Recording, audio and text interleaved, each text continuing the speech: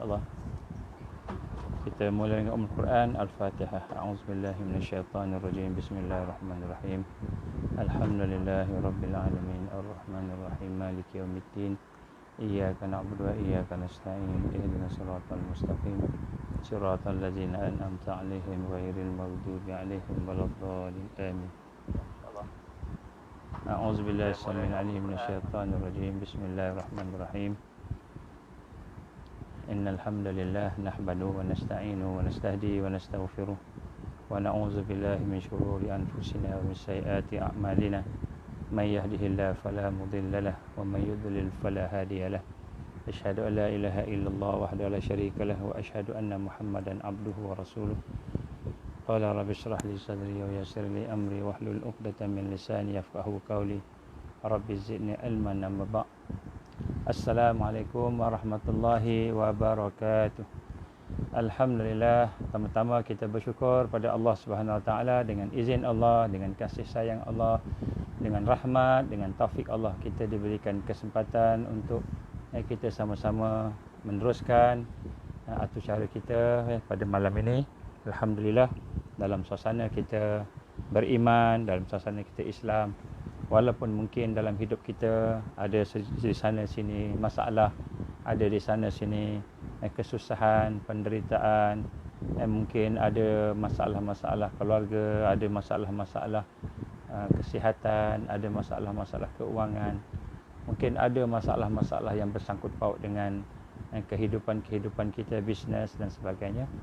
Tapi insya-Allah kita nak kena rasa bahawa segala masalah itu adalah merupakan daripada Allah Subhanahu Wa Taala, dan sekiranya kita merasakan bahawa ia daripada Allah, maka sudah tentulah kita akan merasakan bahawa masalah itu Allah datangkan pada kita dalam rangka untuk kita diberikan kematangan, diberikan kekuatan lagi, diberikan pada kita kita kata sesuatu yang baru dalam hidup kita untuk kita tingkatkan insya-Allah.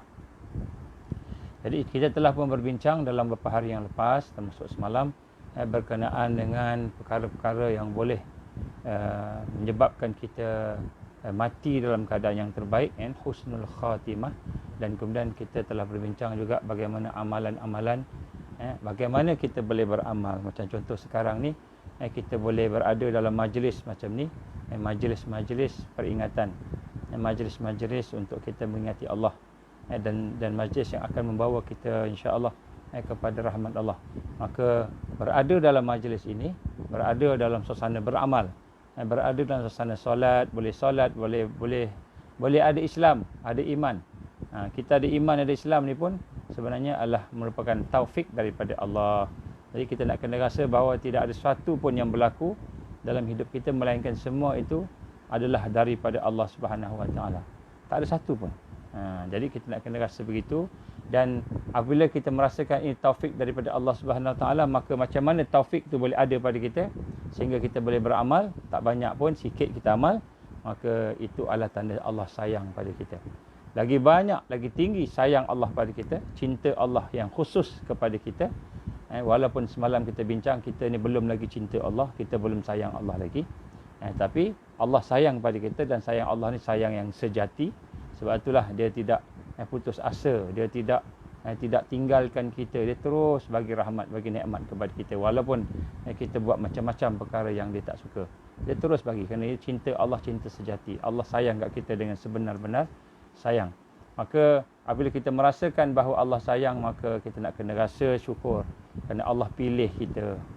Sebenarnya hakikatnya adalah pilihan Allah. Semua itu adalah merupakan pilihan Allah Subhanahu Wa Taala. Kita nak kena rasa bahawa kita ni telah dipilih oleh Allah. Kalau kita tak dipilih oleh Allah, kita tak dengar kuliah ataupun perkongsian-perkongsian macam ini. Dan inilah kita nak kena sama-sama rasa pada pertama malam ni. Kita bersyukur pada Allah, dan kita panjatkan selawat dan salam kita kepada Rasulullah sallallahu alaihi wasallam, keluarganya.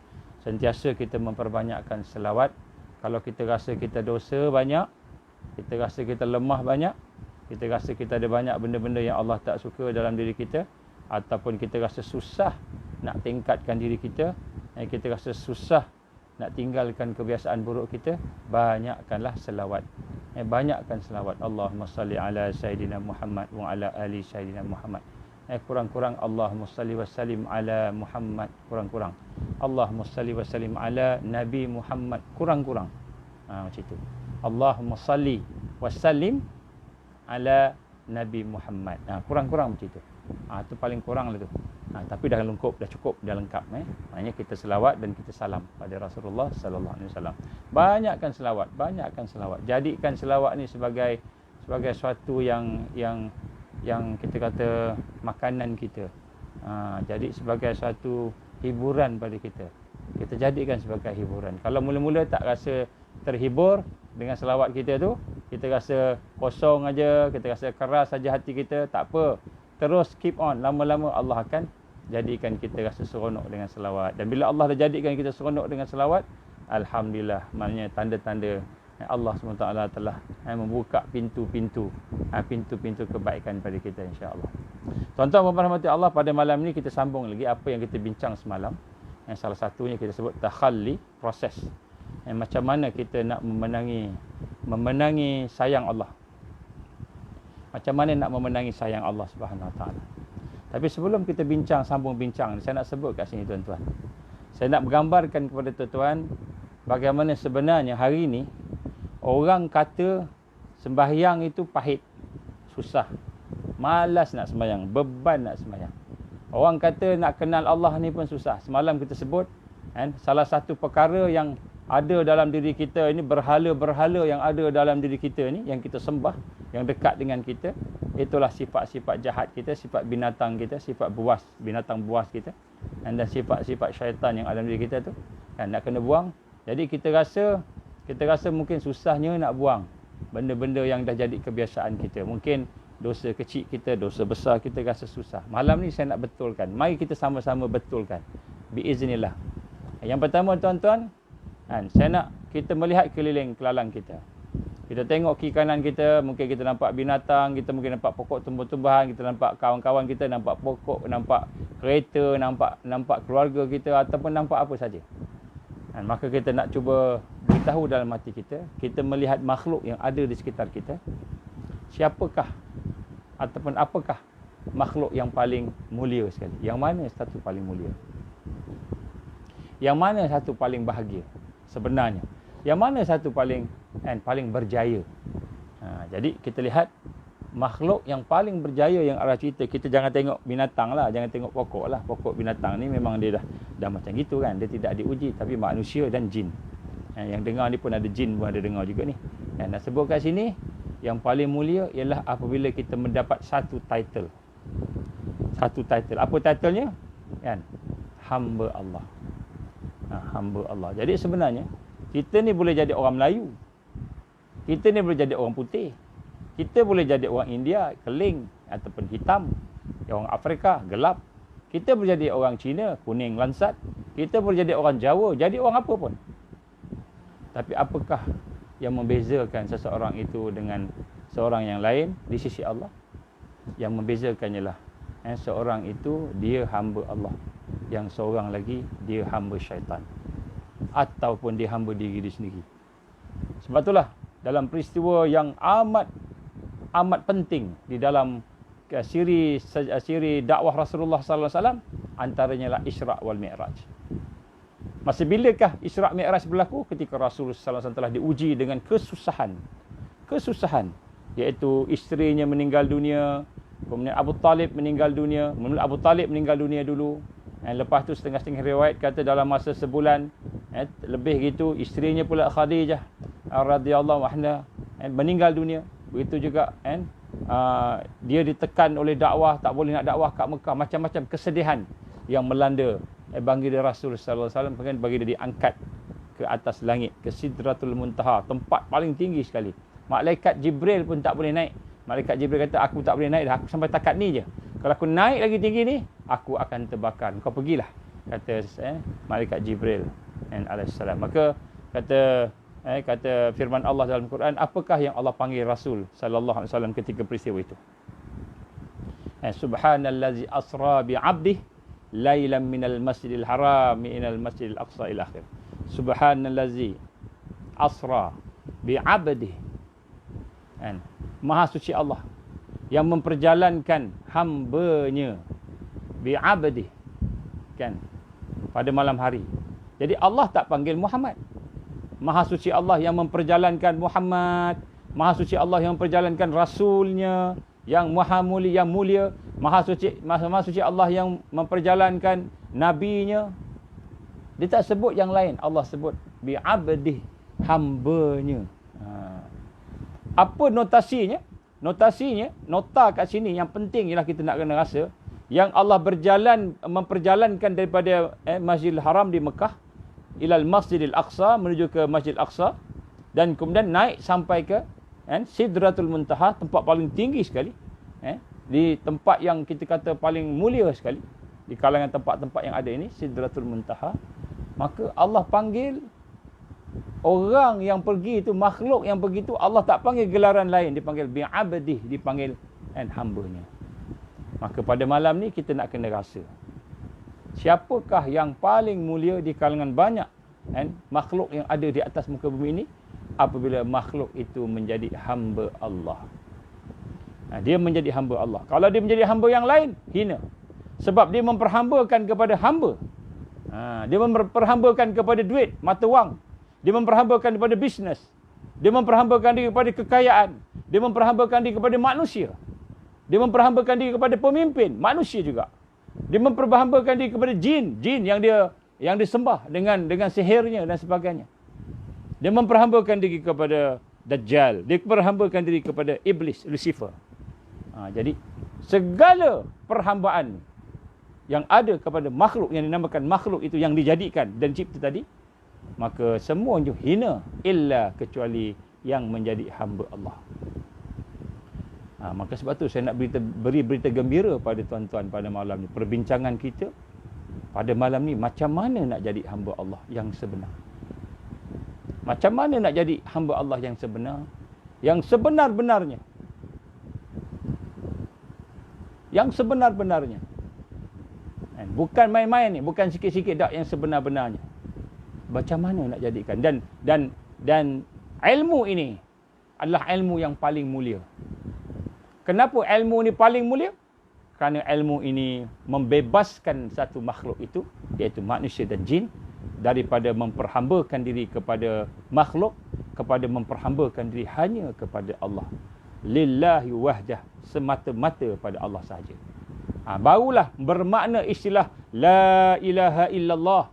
Tidak ada ilah, tidak ada Tuhan yang kita abdikan diri kita, yang kita sembah dia, yang kita iktiraf dia sebagai Tuhan tadi, illallah, melainkan Allah. Barulah makna la ilaha illallah jadi.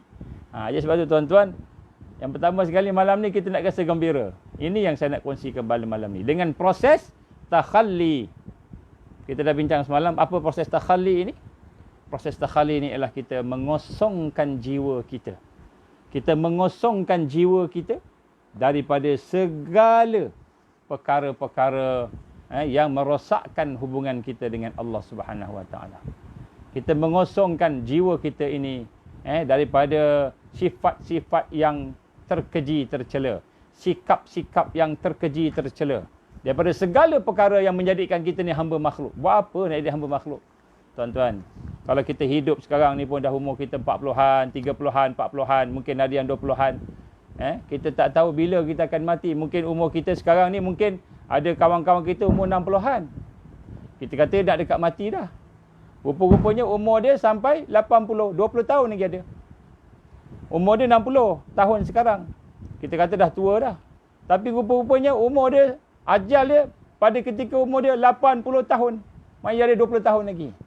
Kita ingat kita muda, baru umur 25 tahun, kahwin bentak lagi.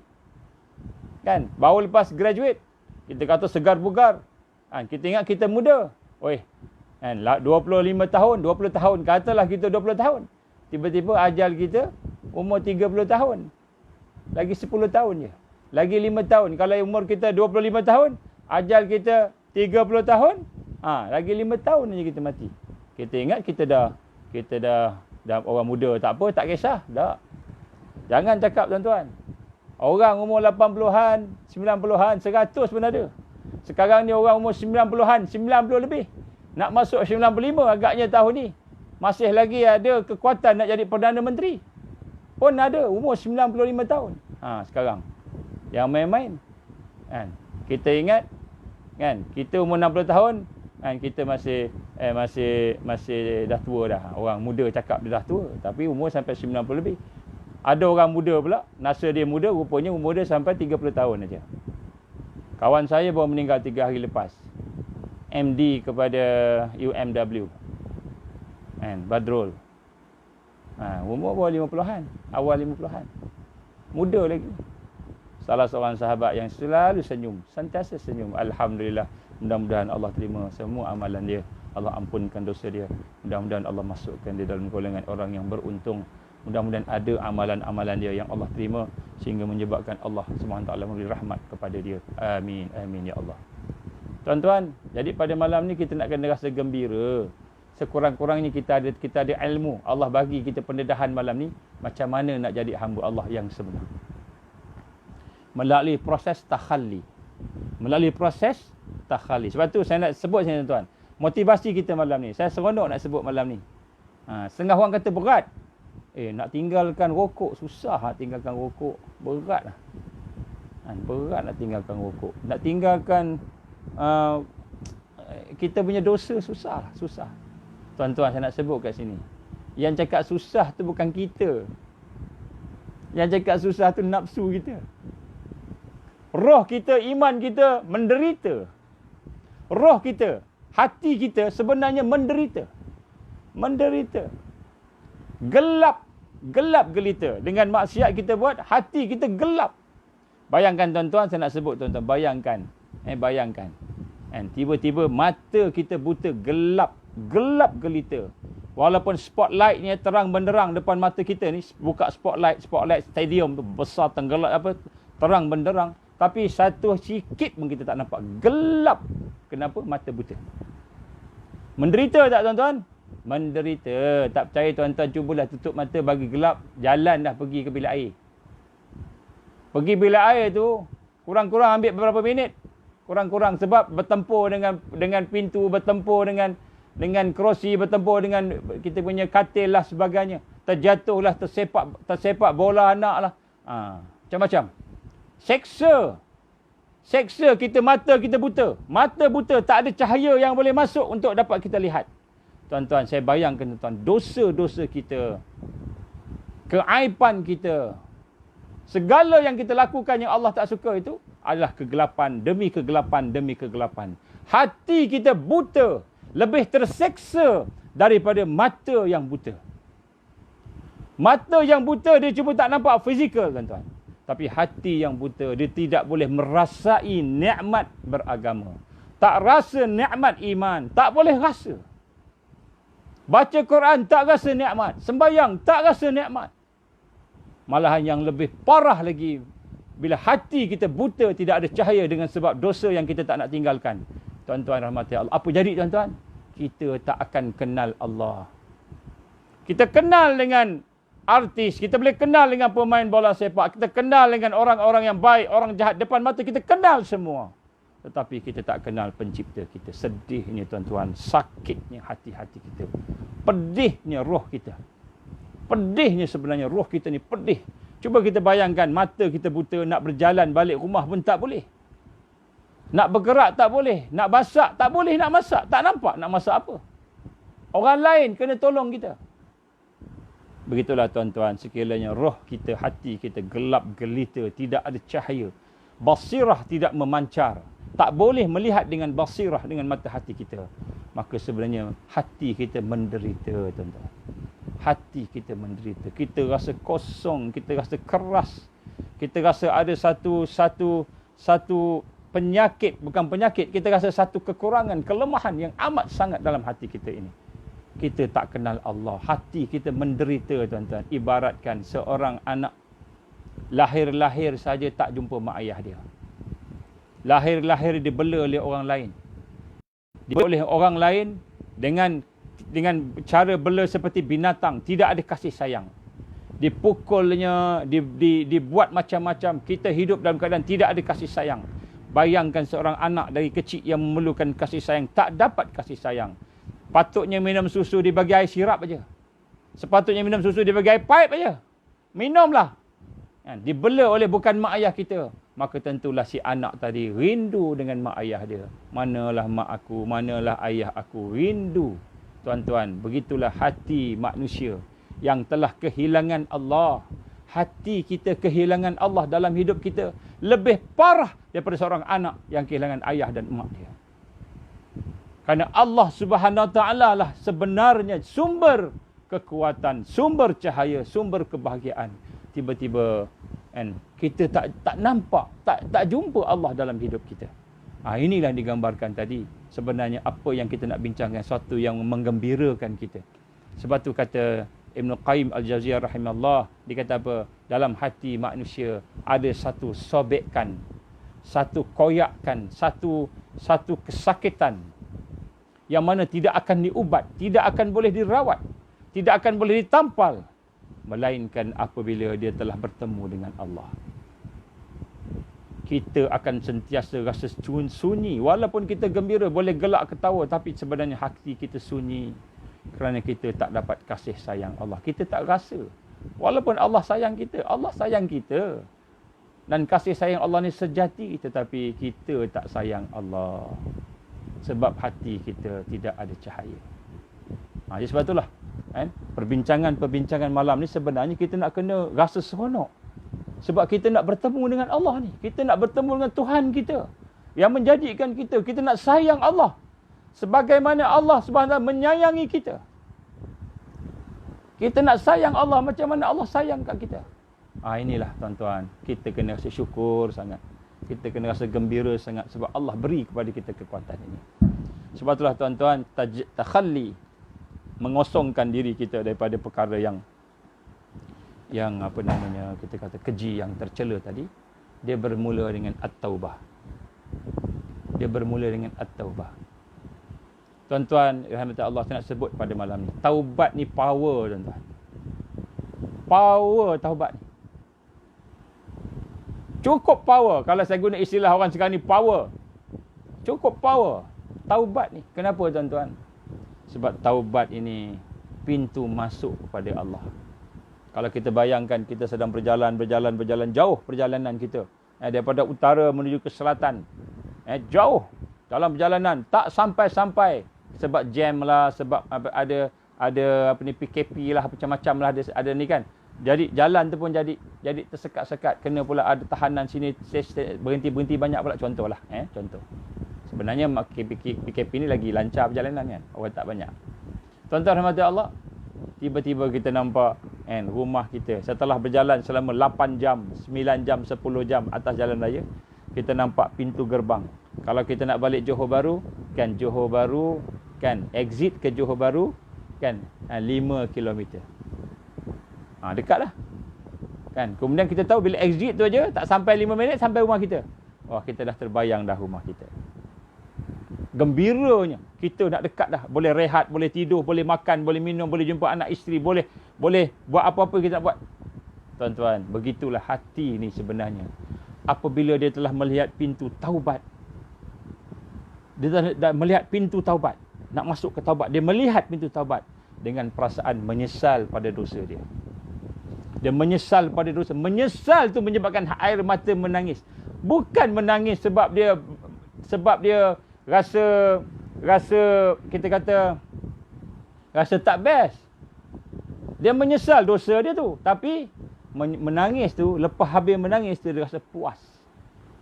Dia rasa bahagia sebab dia dah buang, dia dah tinggalkan dosa dia. Sebab tu tuan-tuan, orang yang bertaubat ni di sisi Allah tinggi. And innallah yuhibbul tawabin. Allah SWT amat menyayangi orang yang bertaubat. Itu pun satu. Apa dia, tuan-tuan? Saya cerita sikit. Pernah berlaku pada zaman Sayyidina Umar bin Khattab radhiyallahu anhu. Sini Sayyidina Umar. Zaman Sayyidina Umar. Sayyidina Umar ni dia jadi khalifah, Amirul Mukminin. Masa zaman dia ni, dia jadi Amirul Mukminin. Dia pergi ke Madinah, berjalan-jalan, dia celah-celah, lorong-lorong, semua lorong dia pergi. Kalau kita ibaratkan dekat Kuala Lumpur ni, semua lorong Haji Taib lah, lorong Haji Karim lah, semua lorong dia pergi. Semua dia pergi, dia masuk. Sayyidina Umar Ibn Khattab radhiyallahu anhu, dia akan pergi. Satu hari, dia masuk satu lorong. Dia nampak seorang pemuda. Maka pemuda ni pula, memang dia ni kaki minum arak. Kaki minum arak, masih suka minum arak. Tetapi Allah izin pada malam tu, dia bertaubat. Dia dapat satu hidayah daripada Allah, ilham daripada Allah, wallahu alam. Tapi malam tu hati dia menyesal dia minum arak. Dia bertaubat. Dia bertaubat kepada Allah Subhanahu Wa Taala. Tetapi masa dia nak bertaubat tu, maknanya botol arak yang terakhir dia pegang. Dia tak habis lagi. Air ada lagi tu. Dia dah minum tak habis lagi. Tapi dia kata, menyesal aku minum. Menyesal. Dia bertaubat, menangis pada Allah, bertaubat. Tak sempat dia nak tinggalkan, tiba-tiba Umar muncul depan dia. Amirul Mukminin. Daripada jauh nampak dia. Dan Amirul Mukminin nampak dia dan dia pun nampak. Dia terus sembunyikan botol dekat belakang. Dia simpan kat belakang baju dia. Dia selit. Kan? Lepas tu dia diam. Kan? Umar Ibn Khattab datang. Perlahan. Umar pun bagi salam. Assalamualaikum. Waalaikumsalam. Ya syabab. Wahai pemuda. Apa kau buat kat sini? Saya nak balik rumah. Amirul Mukminin. Kan? Ya Umar, saya nak balik rumah. Tuan, dia kata, apa yang ada pada kamu ni? Kan, aku nampak kamu pegang botol tadi. Botol apa? Dia doa ke Allah, ya Allah, ya Allah, aku dah bertaubat pada engkau, ya Allah, aku dah bertaubat pada engkau, sungguh-sungguh aku menyesal. Dia kata, janganlah engkau buka dosa aku ni depan Amirul Mukminin. Malu aku, ya Allah, aku malu pada engkau dan aku malu pada Amirul Mukminin. Maka dia pun terkeluar daripada kata dia apa? Tak ada apa, wahai Amirul Mukminin, ini adalah botol apa ni? Botol madu. Dia sebut madu. Arak tapi dia sebut madu. Sebab dia malu. Malu pada Amirul Mukminin. Bayangkan, kita tengah dalam tiba-tiba sultan datang kat kita. Sultan yang soleh, yang baik kan. Yang sembahyang subuh, Sultan Johor sembahyang subuh. Alhamdulillah, mudah-mudahan dia istiqamah. Mudah-mudahan sembahyang subuh istiqamah. Walaupun dalam COVID hari ni, kita doakan sama-sama semua sultan sembahyang subuh. Makna orang yang soleh tiba-tiba jumpa dengan kita dalam keadaan bermaksiat dan kita dah bertaubat. Kita dah bertaubat, cuma tak sempat nak buang botol tu. Maka Amirul Mukminin Umar tak bertanya, aku nak tengok madu tu apa? Aku nak tengok botol tu. Aku nak tengok botol madu. Madu ke? Betul. Aku nak tengok. Tuan-tuan, berdebar-debarnya dia, hati dia, malu dia kat Allah, lagi malu kat Umar. Tapi dia yakin, dia bertaubat pada Allah. Dia taubat sungguh-sungguh, menyesal sungguh-sungguh. Dia pun ambil botol daripada belakang badan dia tu, dia pun ambil, dia pun tunjuk kat Umar. Tuan-tuan, arak tadi jadi madu, tuan. Arak tadi tu bertukar jadi madu. Maka dia tunjuk, dia tengok madu. Dan Sayyidina Umar berkata, ya sungguh madu.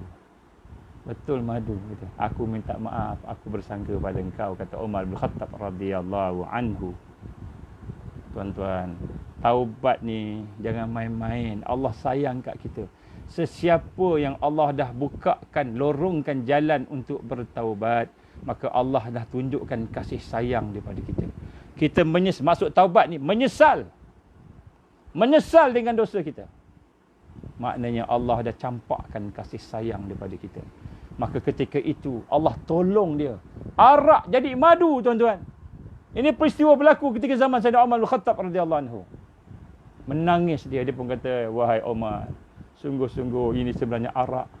Tapi Allah tolong aku. Allah selamatkan aku daripada malu pada engkau. Allah bagi aku madu. Dia pun menangis. Umar menangis. Ini power bertaubat, tuan-tuan. Power bertaubat. Sebab tu orang bertaubat ni jangan main-main. Kalau dia bertaubat, Allah ampunkan dosa dia. Tak kira dosa apa pun Allah ampunkan. Kedua, tuan-tuan, satu kisah lagi. Ini kisah tabi'in, kisah lepas daripada sahabat. Ada seorang ni dia butcher. Butcher ni apa? Tukang potong daging. Kerja dia potong daging. Jadi dia ada jiran dia. Jiran ni ada seorang hamba perempuan. Hamba perempuan yang cantik. Jadi dia berkenan sangat dengan perempuan ni. Berkenan sangat.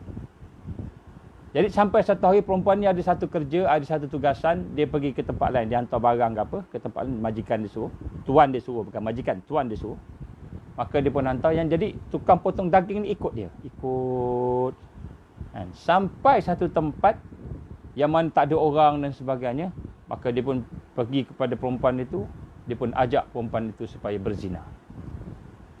Dia kata, engkau suka kat aku kan? Dia kata, yang perempuan tu pun suka kat dia juga. Bukan kata tak suka. Maknanya bukan dia jahat. Kan? Aku pun suka kat engkau. Ni tak ada orang lah ni. Tak ada orang. Meh kita puaskan diri kita. Lebih kurang begitulah. Wallahualam. Dia punya exact word dia tak tahulah. Tapi kisah dia ni. Jadi budak perempuan tu terkejut. Dia kata, walaupun aku suka kat engkau dan kau pun suka kat aku, tapi aku takut pada Allah Subhanahu Wa Taala. Allah melihat kita ni. Orang lain tak nampak, Tuhan kita tak nampak, tapi Allah melihat kita. Dia menangis. Maka tiba-tiba laki-laki tersebut menangis. Dia kata, astaghfirullahalazim, apa yang aku buat ni? Dia kata, aku seorang yang tak ingat Allah, tak kenal Allah, tak takut dengan Allah. Perempuan ni yang seorang yang baik, takut dengan Allah. Dia pun menyesal. Dia kata tak apalah, dia pun patah balik. Dia lari, patah balik. Menyesal dia, menangis dia. Dia kata, aku ni tak takut Allah, rupanya aku ni tak takut Allah, rupanya aku ni tak takut Allah. Dia pun menyesal, lari. Dia bertaubat kepada, ya Allah, ampunkanlah dosa aku, ampunkanlah dosa aku, ampunkanlah dosa aku. Aku tak takut pada engkau, ya Allah. Dia lari sampai dia tak tahu ke mana dia pergi. Dia tak tahu dah jalan mana dia pergi. Tiba-tiba padang pasir je. Dia tahu dah tak jumpa dah rumah orang apa tak jumpa. Menyesal sangat. Bertaubat sampai tak nampak dah kat mana dia. Akhirnya dia dah kehausan, dia dah kelaparan, kehausan, padang pasir, tak tahu ala tuju mana. Kiri kanan apa tak tahu nak pergi mana. Maka akhirnya dia hampir-hampir dia terjatuh, hampir-hampir pingsan, hampir-hampir mati sebab tak ada air, haus sangat, dah lapar sangat. Tiba-tiba dia berjumpa dengan seorang yang soleh, seorang yang warak, yang soleh, seorang yang baiklah, yang alim. Maka orang tu kata, engkau ni kenapa? Dia pun menceritakan diri dia. Dia kata dia nak buat jahat. Dia tak ingat. Tapi bila perempuan itu ingatkan dia Allah. Tiba-tiba aku teringat Allah. Allah melihat aku. Allah mengetahui apa yang berlaku pada aku. Aku pun menyesal. Aku pun bertaubat. Aku pun lari. Sampai aku tak tahu di mana aku sekarang. Tiba-tiba aku berada dalam padang pasir. Aku tak tahu. Maka kata tak apalah, mari kau ikut aku. Dia pun bagi minum air sikit. Apa cuma mari kita jalan. Dia pun jalan. Jadi ketika dia nak berjalan tu, atas dia tu ada awan. Ada awan yang mengikuti dia. And awan ikut dua orang ni. Awan. Jadi orang laki-laki tu yang potong daging tu kata, tentu awan ni sebab orang soleh ni yang diikut ni. Awan tu melindungi daripada panas terik matahari.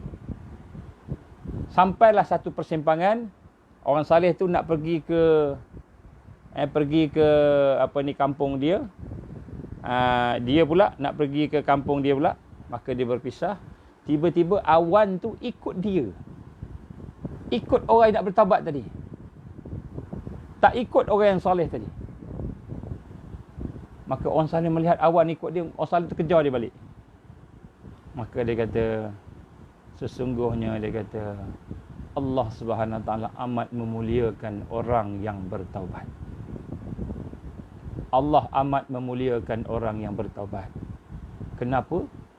Kerana dia sanggup meninggalkan nafsunya, kesukaan dia, kegemaran dia, keseronokan dia. Dia sanggup meninggalkan apa yang dia boleh buat kerana Allah. Maka Allah sayang pada dia. Allah sayang pada dia lebih daripada dia sayang orang yang berilmu. Jadi orang alim tadi bagi nasihat pada dia. Maka peliharalah taubat kamu. Teruskan bertaubat. And konsisten, istiqamah. Dawamut taubah dia kata. Berterusan dalam bertaubah. Maka engkau akan mendapat rahmat dan barakah daripada Allah Subhanahu Wa Taala. Ini tuan-tuan saya nak sebut pada hari ini, cukup dua cerita ni nak menggambarkan pada kita nak kena taubat. Dan taubat ni bukannya maknanya kita meninggalkan kesukaan kita, meninggalkan kegemaran kita, kita meninggalkan racun, kita meninggalkan sesuatu yang berbisa, yang berbahaya, yang akan menghapuskan segala kekuatan dan kebahagiaan kita dengan Allah Subhanahu Wa Taala, segala hubungan dengan Allah. Ini sebab itu tuan-tuan. Jadi sebab tu bila kita kata taubat ni, jangan kita rasa sesuatu itu berat. Sebenarnya yang berat nafsu. Tak apa, perlahan-lahan pun tak apa. Baik. Jadi dalam konteks ini tuan-tuan rahmati Allah Subhanahu Wa Taala, maka hendaklah kita merasakan pada malam ni satu perasaan syukur sangat. Kerana Allah Subhanahu Wa Taala telah memberikan kepada kita satu kekuatan, satu peluang untuk kita bersama-sama berbincang tentang tajuk yang kita nak bincang pada malam ini. Kita sambung tajuk yang semalam. Kita sebut dalam bentuk proses takhalli. Takhalli ni apa? Kita nak mengosongkan diri kita, nak membuang diri kita, membuang segala yang ada. Kita mensucikan diri kita daripada sifat-sifat, daripada sikap-sikap, daripada kefahaman, daripada pemikiran yang merosakkan. Dan di peringkat ini memang kita kena paksa. Memang kena paksa. Setengah-setengah orang kata susahlah, payahlah dan sebagainya. Memang kena paksa. Mula-mula memang kena paksa. Tapi kita jangan macam saya sebut semalam. Jangan kita paksa 100%. Buat semua sekali. Jangan paksa buat semua sekali. Nanti kita patah. Sebab kita tak mampu, kita tak kuat. Kita bukan macam Sayyidina Umar. Sayyidina Umar bin Khattab radhiyallahu anhu, dia boleh tinggal semua. Tinggal terus. Minum araknya, perempuannya, semua tinggal. Sayyidina Umar tinggal terus. Tak ada dah, tak ambil dah. Semua habis. Bertaubat terus, buang. Itu Sayyidina Umar bin Khattab yang jiwanya kuat. Dan jiwanya besar dan kuat. Laki-lakian ni kuat. Masuk kelakian kuat ni, maknanya dia seorang yang benar-benar kuat dalam kehidupan dia. Boleh paksa diri dia. Maka sebab itulah, selagi kita tidak memaksa diri kita untuk benci, untuk memusuhi, untuk membuang jauh-jauh, selagi mana nafsu jahat itu masih lagi menguasai kita, maka selagi itulah kita akan diperhambakan oleh nafsu kita. Selagi itulah kita akan dihalang oleh nafsu kita. Dan sebab itulah Rasulullah sallallahu alaihi wasallam gambarkan bahawa musuh yang paling berat sekali ialah musuh yang ada di antara dua lambung kamu, iaitu nafsu kamu. Dan nafsu jahat ini sekiranya kita biarkan, maka kita tidak akan ada iman. Iman akan terkeluar. Dan bila iman tidak ada, manusia akan menyembah nafsu ataupun menyembah selain daripada Allah Subhanahu Wa Taala. Jadi ini kita nak kena buat. Tapi kita sebut dah semalam, kita kena buat pelan-pelan, kita kena guna infak. Baik. Jadi pada hari ini saya nak sambung sikit. Sebenarnya dalam banyak-banyak penyakit, dalam banyak berhala yang ada dalam diri kita ni, kita dah sebut dah semalam. Salah satunya ialah disebut sebagai syirik. Syirik jali. Syirik jali. Apa maksud syirik jali ni?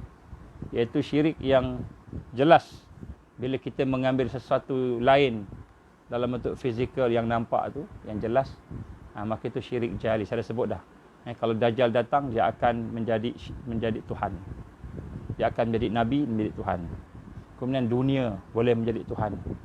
Sampai menyembah ataupun kita menyamakan agama-agama lain. Ini pun bahaya. Tuan-tuan, jangan sampai kita mengiktiraf agama lain. Bukan bermakna kita akan menghancurkan agama lain, kita akan kacau dia, kita akan bunuh dia. Bukan makna begitu.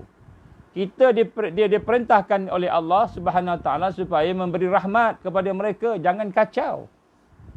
La yukallifullahu nafsan illa wus'aha. Allah tak beratkan sesuatu, melainkan apa yang kita mampu. Dan Allah gambarkan la ikraha fid din, tidak boleh kita paksa orang untuk masuk agama Islam, tak boleh paksa. Bukan maknanya kita kata kita tidak mengiktiraf dia, kita tak boleh samakan agama lain dengan agama Islam, kita nak kena kacau dia. Bukan. Kita kena raikan dia. Rai dari sudut apa? Jangan kacau dia.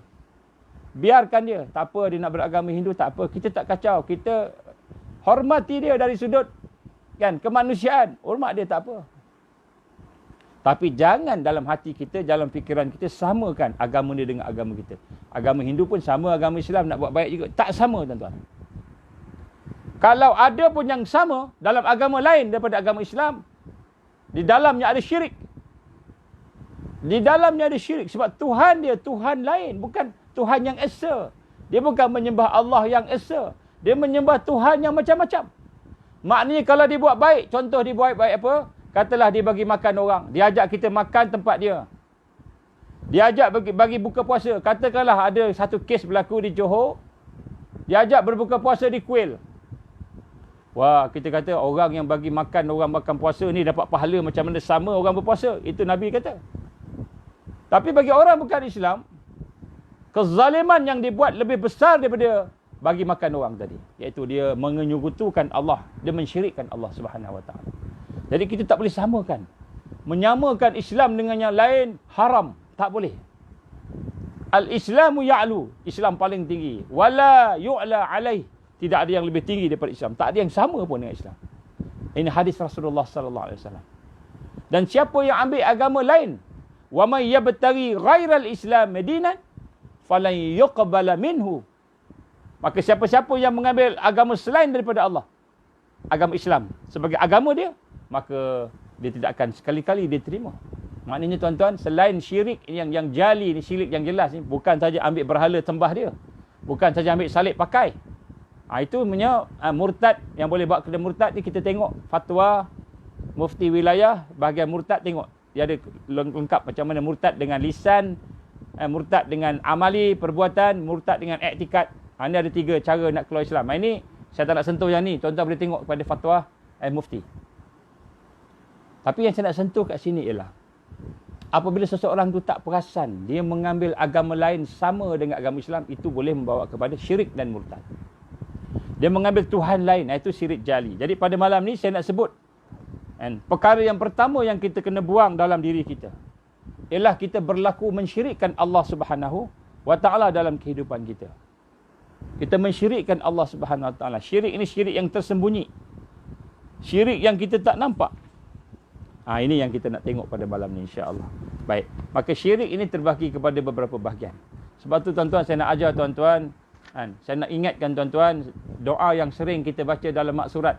Saya minta tolong amalkan. Amal bukan mana baca siang pagi petang aja. Allahumma inni a'udzubika, Allahumma inni a'udzubika min an nusyrika bika syai'an na'lamu wa nastaghfiruka lima la na'lam.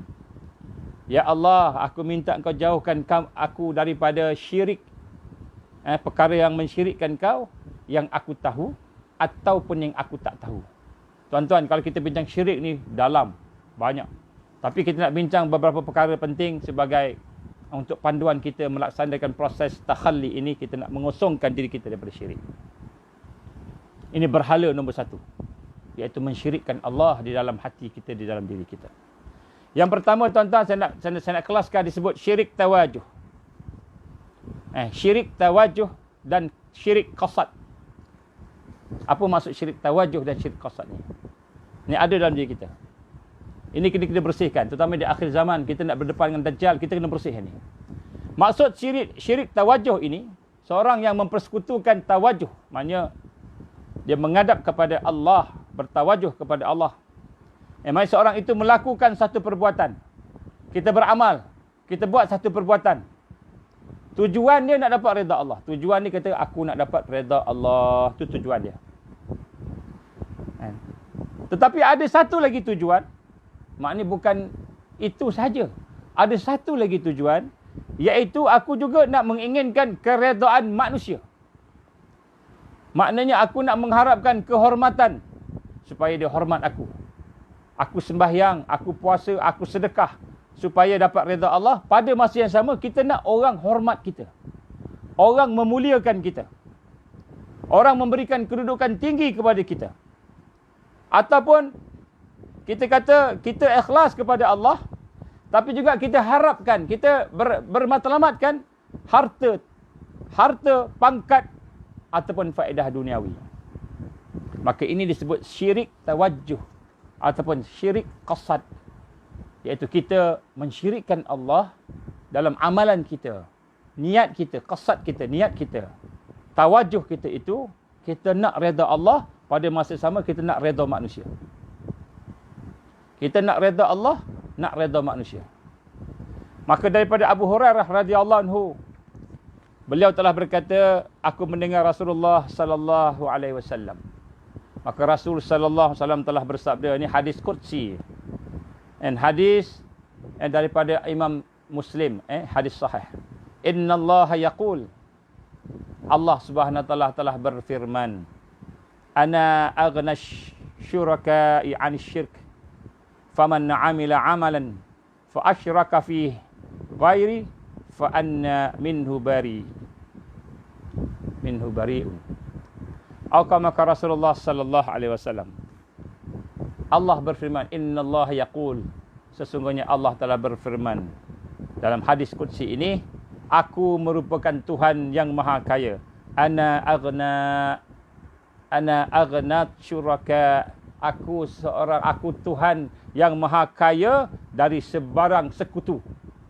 Aku Tuhan yang maha kaya daripada sebarang sekutu. Allah berfirman, faman 'amila 'amala, maka siapa-siapa yang beramal dengan sesuatu amalan, fa asyraka fih, dan dia mensyirikkan, menyekutukan aku dengan selainnya, maka aku akan tinggalkan dia dengan apa yang disyirikkan.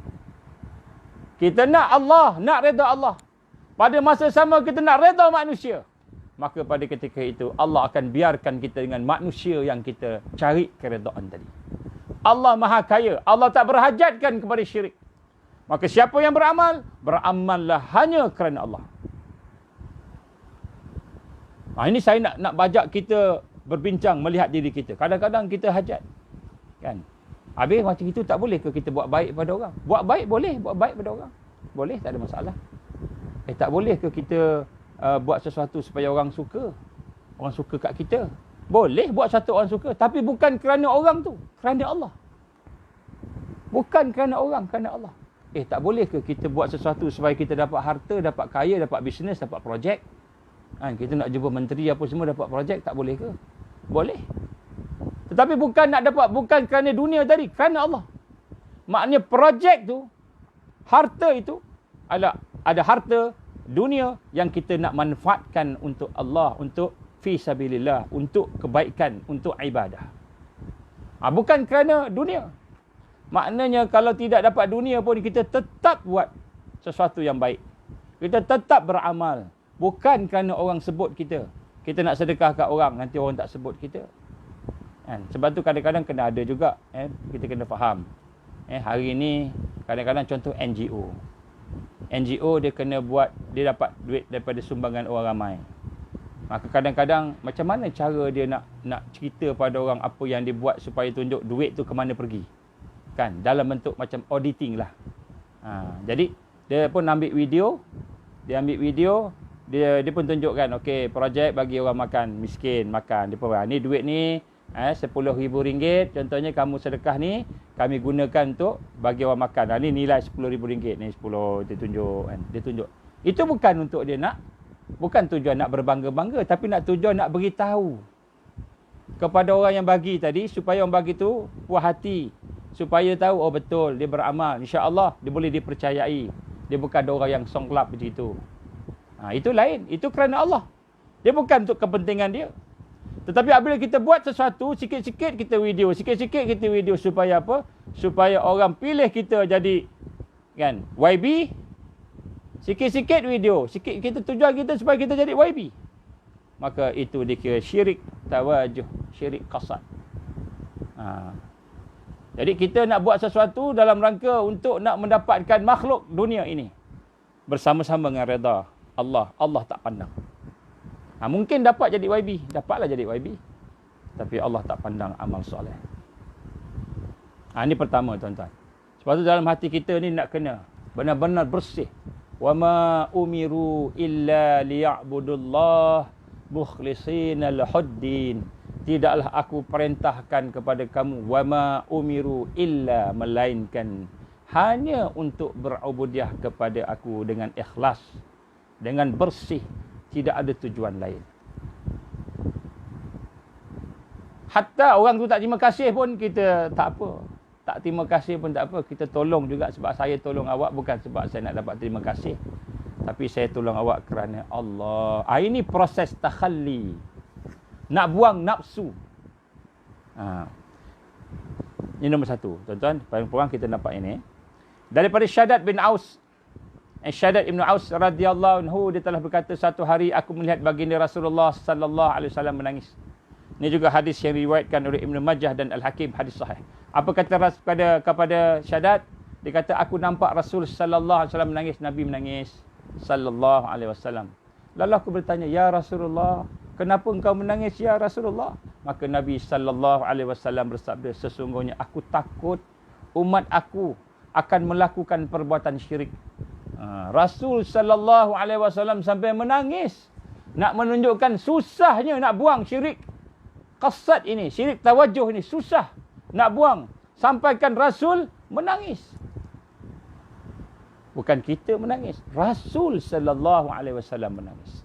Maka Rasul sallallahu alaihi wasallam bersabda, "Aku takut umat aku akan melakukan perbuatan syirik, sedangkan mereka tidak menyembah berhala, mereka tak menyembah patung, mereka tak menyembah matahari, mereka tidak menyembah bulan, mereka tidak menyembah batu-batuan. Tetapi mereka syirik kerana bersikap riak terhadap amalan mereka." Bersikap riak terhadap amalan mereka. Apa maksud riak?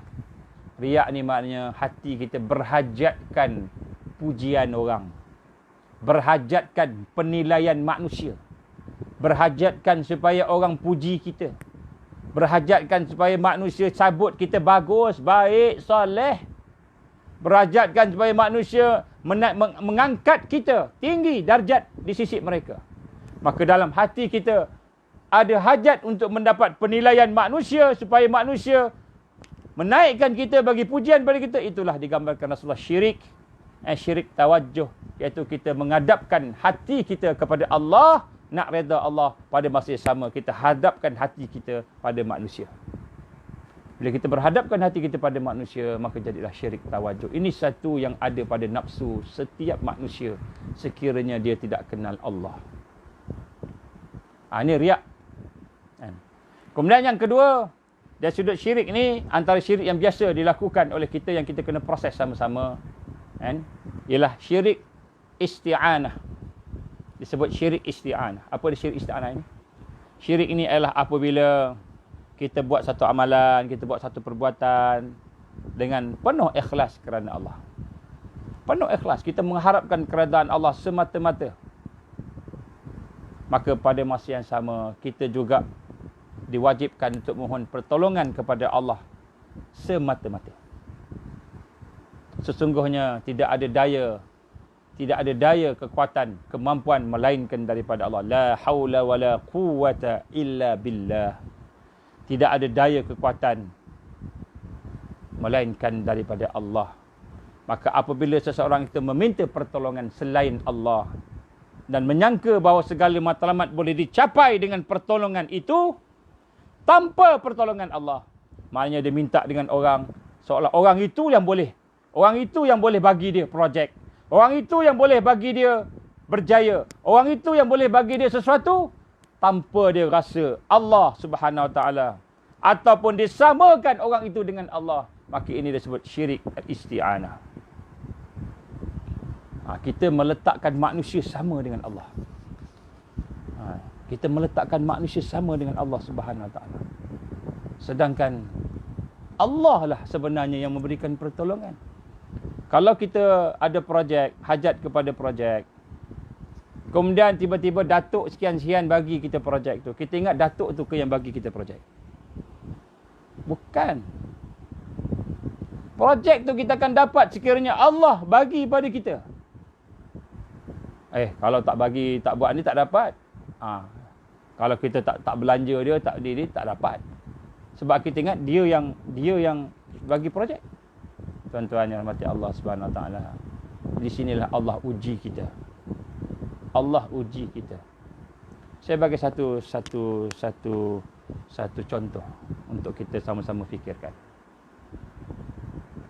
Kita nak rasa tuan-tuan hari ini, Allah ni Maha berkuasa. Dia yang menjadikan segala-galanya. Segala-galanya dia yang jadikan. Segala-galanya dia yang cipta. Dengan qadarnya, dengan kudratnya, dengan iradatnya, dengan ilmu dia, dengan sifat-sifat dia yang lain.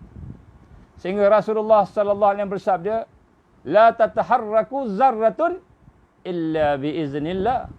Tidak akan bergerak satu zarah, satu atom, tidak akan bergerak satu atom illa biiznillah, melainkan Allah izin.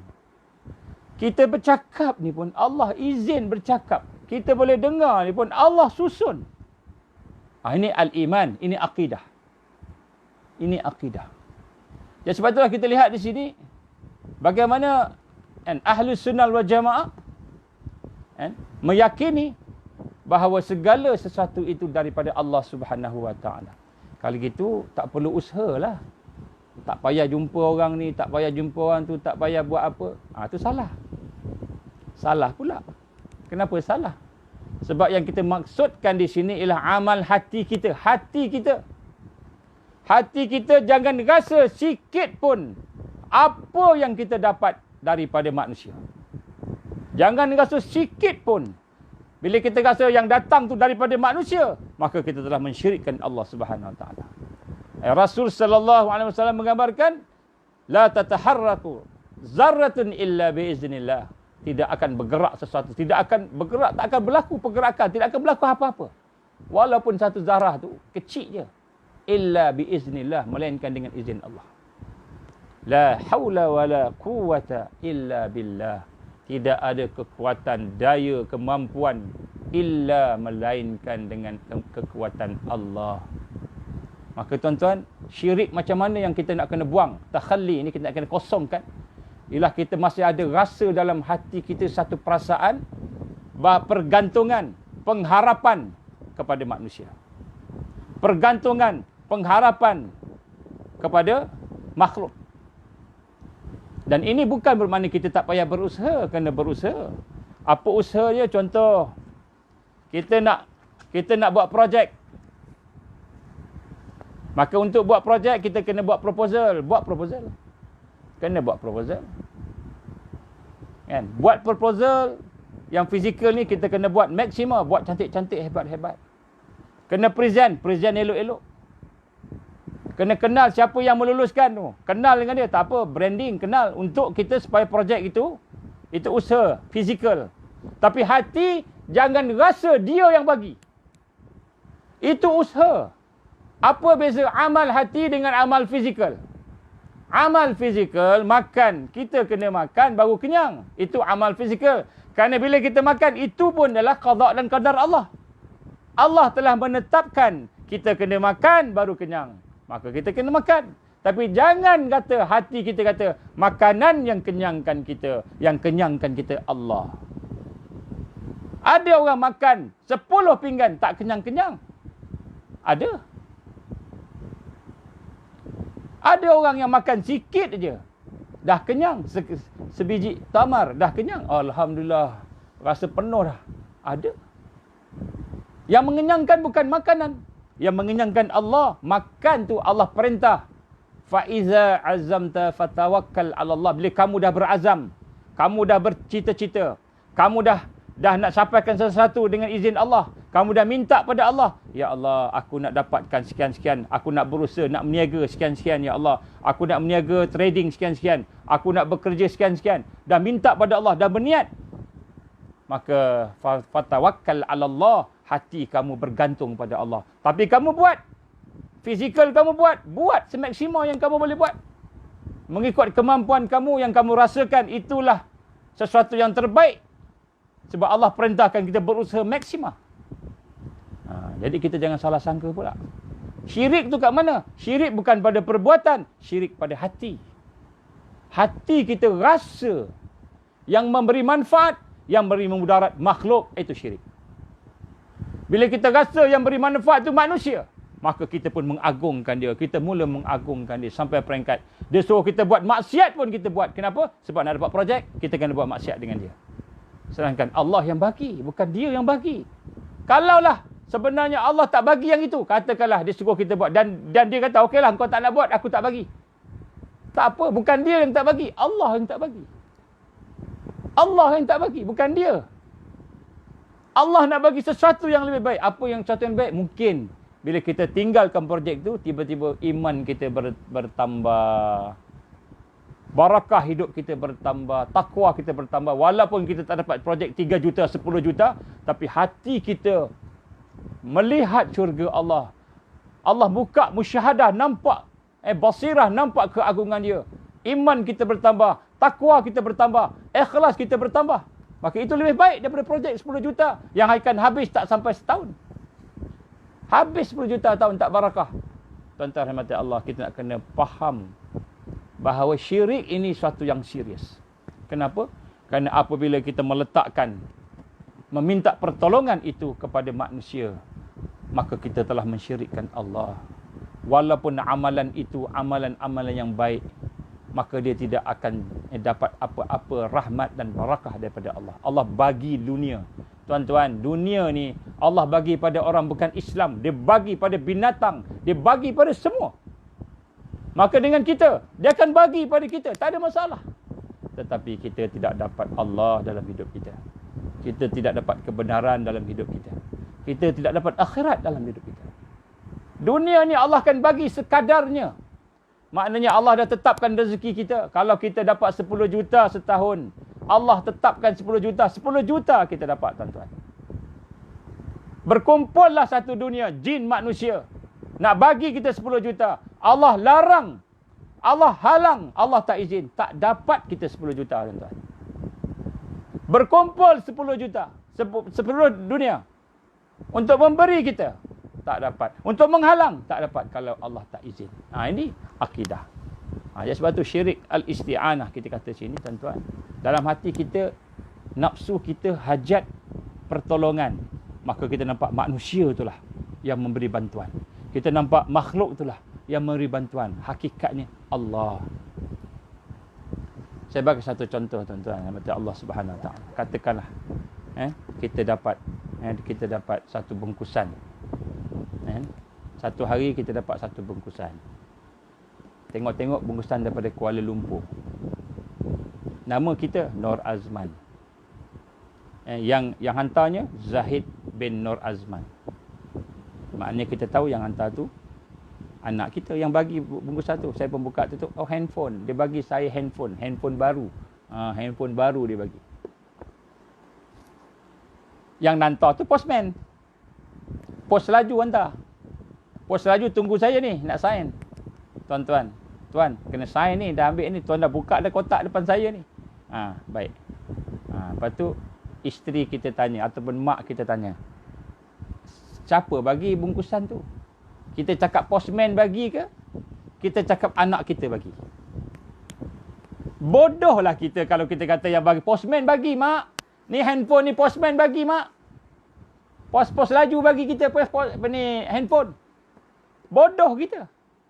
Sebab apa? Kita tahu yang bagi tu anak kita. Nama kat situ tulis Zahid bin Nur Azman. Sebab tu nama saya Abu Zahid. Anak sulung Zahid bin Nur Azman. Anak yang bagi, tapi kita kata postman yang bagi. Tuan-tuan rahmati Allah. Hakikat yang kita makan tu, kita ke yang punya makanan tu? Duit yang kita dapat, kita ke yang punya? Tuan-tuan rahmati Allah. Allah Subhanahu Wa Taala beri pada kita. Dan Allah telah menetapkan ada asbab. Ada sebab-sebab nak dapat sesuatu itu sebagai ujian kepada kita. Sebab tu saya ulang lagi sekali, tuan-tuan.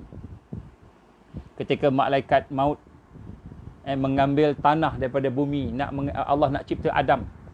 Allah perintahkan Jibril, Allah perintahkan Israfil, sebagainya, Mikael, semua perintah-perintah semua tak sampai hati nak ambil tanah. Bumi rayu, jangan ambil lah. Bumi rayu, akhir tak sampai hati. Sampai ke malaikat maut datang, dia ambil tanah. Maka oleh kerana dia ada hati yang kuat untuk taat pada perintah Allah dari sudut ketegasan tadi, maka Allah lantik dia sebagai malaikat maut. Ini digambarkan oleh Al-Qurtubi, Imam Al-Qurtubi rahimahullah dalam kitabnya At-Tazkirah. Kemudian dia menangis. Malaikat maut menangis.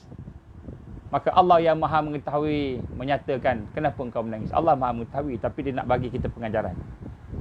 Kenapa engkau menangis? Maka malaikat maut kata, aku akan diperintahkan oleh engkau ya Allah mencabut nyawa para nabi, para rasul, orang baik-baik. Tentulah mereka semua tak sampai hati aku nak cabut nyawa mereka.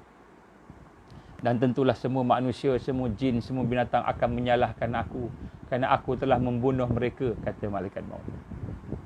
Maka Allah pun berfirman, aku jadikan bersama-sama kematian. Itu sebab-sebab kematian. Aku jadikan sebab kematian. Jadi tuan-tuan, sebab kematian ni bukan yang membunuh kita sebenarnya. Yang mematikan kita bukan sebab-sebab kematian. Sakit jantung, sakit aksiden, kan, tertelan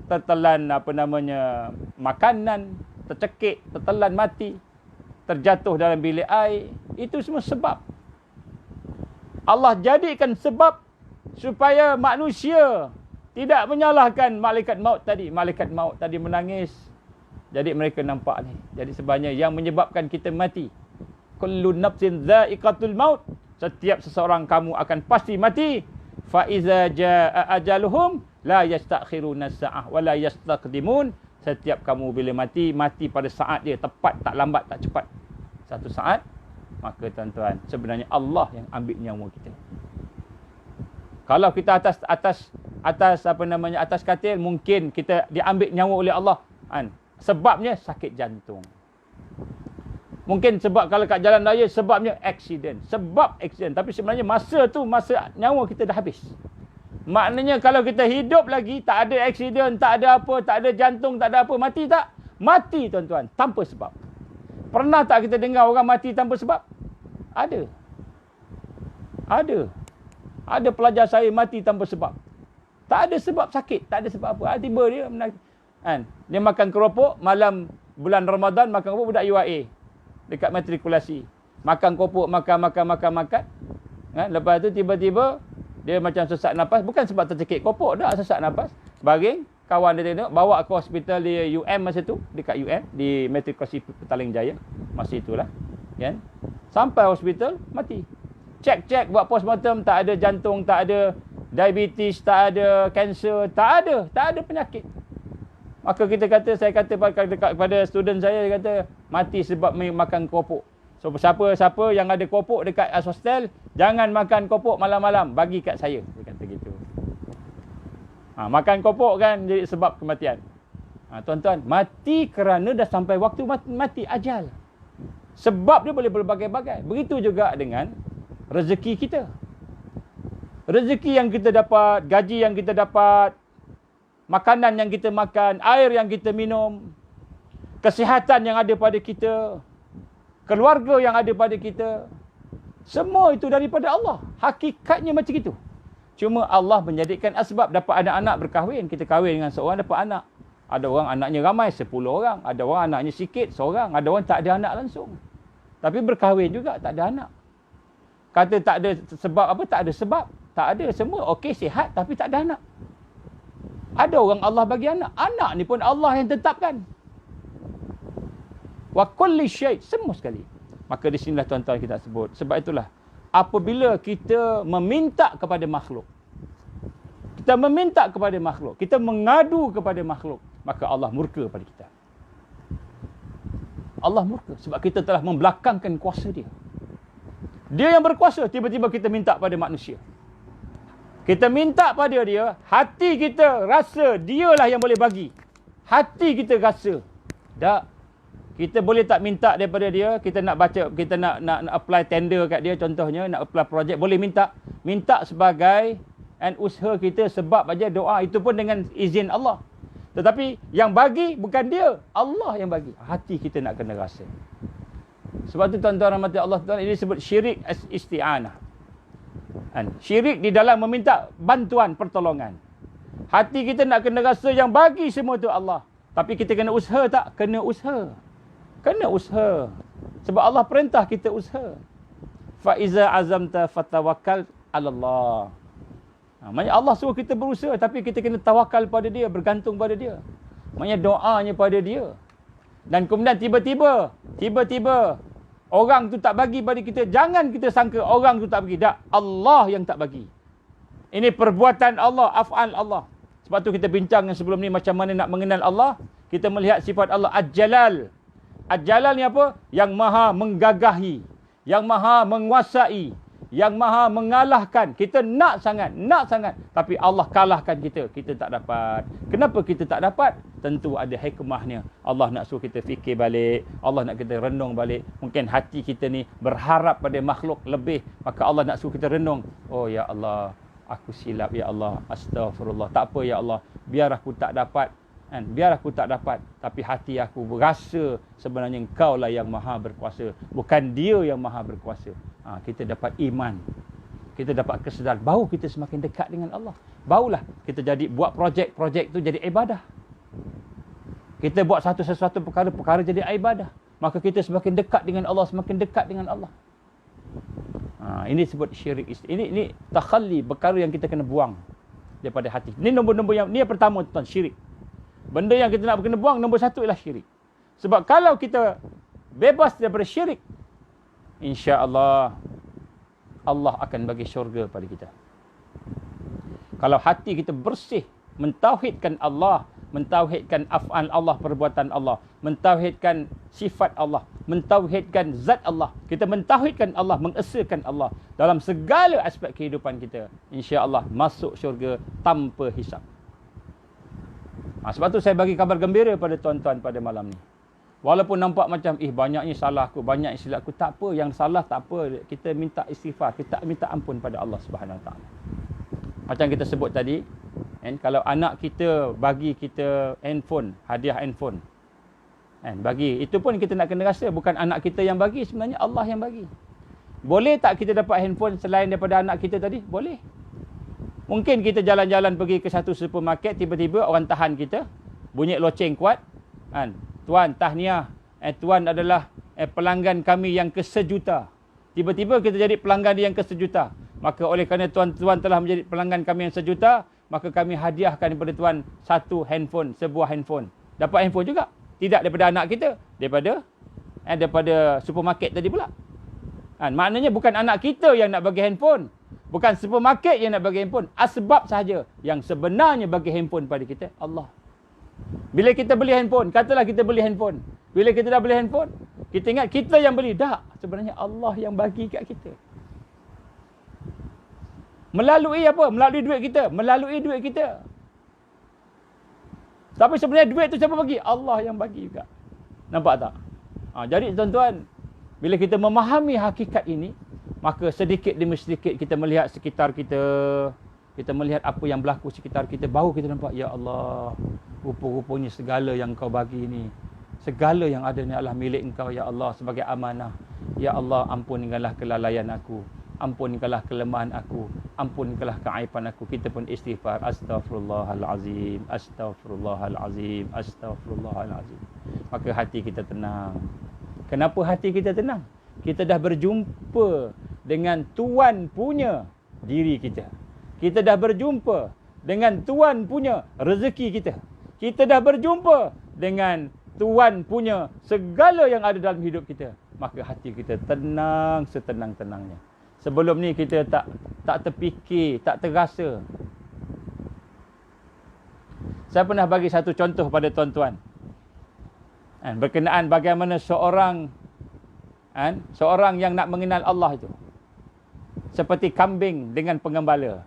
Tuan-tuan tengok saya punya kuliah lepas-lepas. Tak apalah saya cerita sikit. Sebab mungkin ada yang baru dengar. Apa dia? Dalam mengenal Allah ni, seperti contohnya manusia itu seperti binatang. Yang pertama, manusia yang tak pernah terfikir nak kenal Allah.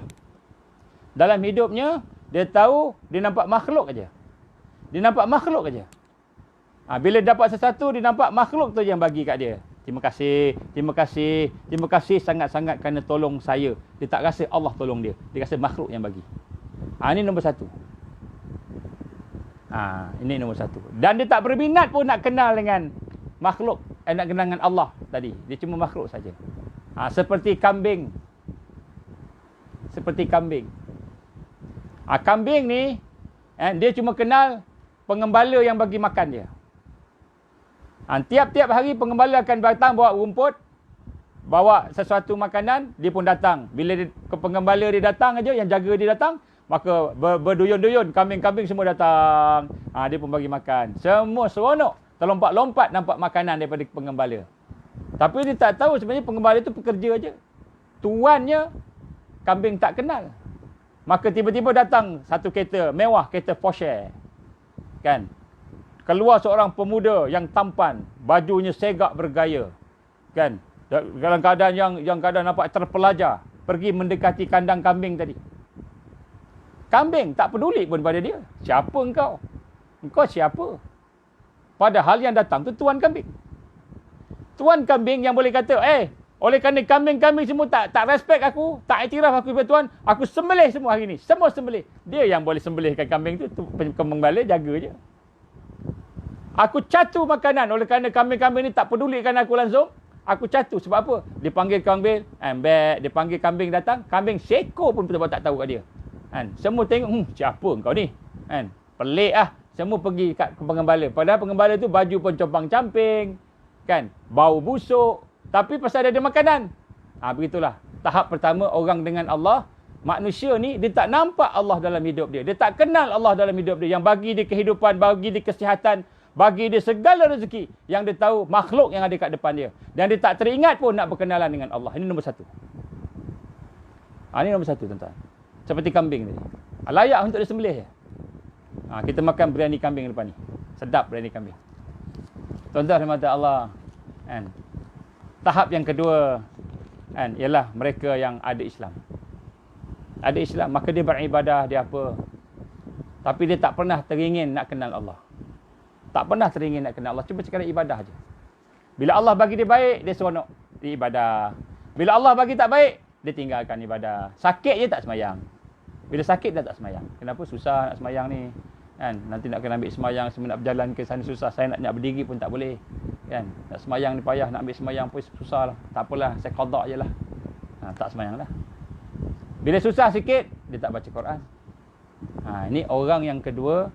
Orang yang hidupnya ibadah je. Tetapi dia nak syurga, Rabbana atina fid dunya hasanah wa fil akhirati hasanah wa qina azabannar. Ya Allah, selamat aku daripada neraka. Ya Allah, bagi aku syurga. Dia nak syurga neraka, dia nak. Tapi dia tak nak kenal Allah. Dia semayang je, dia puasa je, dia buat je. Ini tahap yang nombor dua. Maknanya dia ada Islam, alhamdulillah. Ada iman, tapi dia tak nak kenal Allah. Maka dia bila tak kenal Allah, dia tak tahulah diri dia ni macam mana. Dan Allah pun tak nak kenal dia. Kalau dia tak nak kenal Allah, Allah lagi tak nak kenal dia. Ibaratkan tuan-tuan, katakanlah kita seorang miskin, hidup miskin. Tiap-tiap pagi bila kita nak keluar rumah, buka aja rumah. Buka aja pintu rumah, tengok-tengok ada depan tu ada beras, ada daging, ada sayur, ada makan makanan, ada minum, ada susu semua sekali, ada minyak semua sekali lengkap. Siap ada satu sampul RM1,000. RM1,000. Kita tengok-tengok, siapa bagi? Tak ada orang bagi. Kita pun, alhamdulillah, kita pun ambil buat masuk. Tutup pintu. Ada orang bagi kita makanan lah. Mari kita hari ni kita masak, hari ni kita boleh makan. Sebelum ni tak makan. Sebab tak ada duit, dah muflis. Besok pagi keluar daripada subuh, tengok, ada lagi. Ada lagi. Ada lagi beras, minyak, semua sekali. Dia pun ambil, kita boleh masak hari ni, kita dapat duit lagi. Kali ni, RM2,000 pula. Orang yang nombor dua ni, dia tak pernah teringin nak tanya siapa yang bagi tu. Siapa yang pemurah tu? Yang bagi dia makan, yang bagi dia air, minuman, dia bagi duit untuk dia belanja, yang bagi dia nyawa, yang bagi dia rezeki, yang bagi semua. Siapa? Siapa?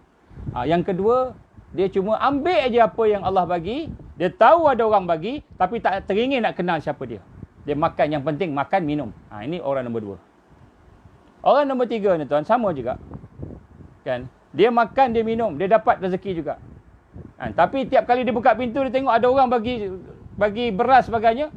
Dia teringat, siapalah yang baik hati ni. Siapalah yang sentiasa tolong kita ni. Dia cakap kat isteri dia.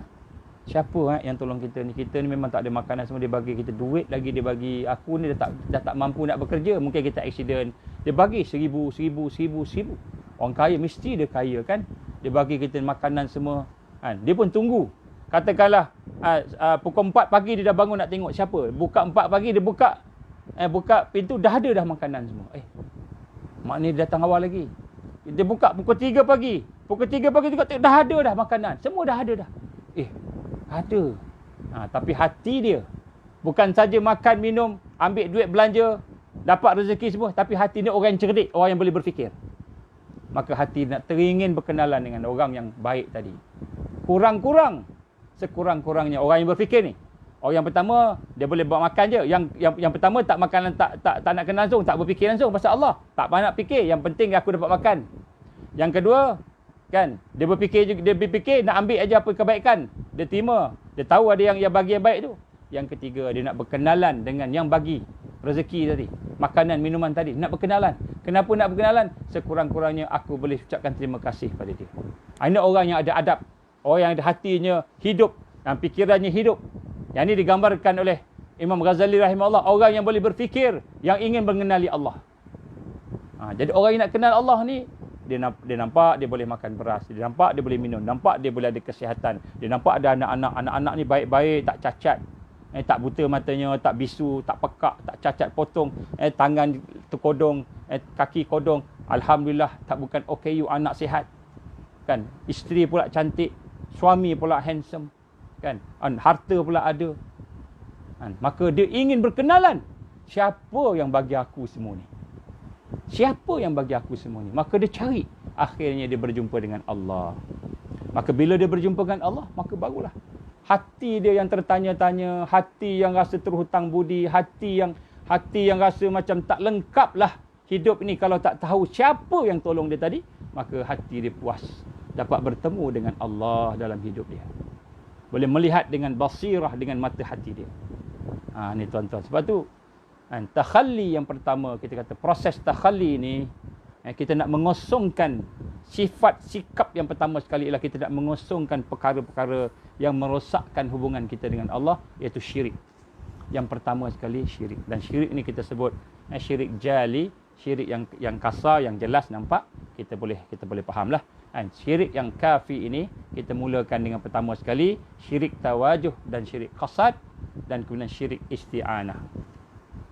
Dan syirik isti'anah ini ialah syirik mana kita meminta, kita mengadu kepada orang lain. Kita mengadu kepada manusia, bukan mengadu kepada Allah Subhanahu Wa Taala. Sikit lagi tak? Saya minta 2-3 minit lagi. Saya nak habiskan bahagian isti'anah ni.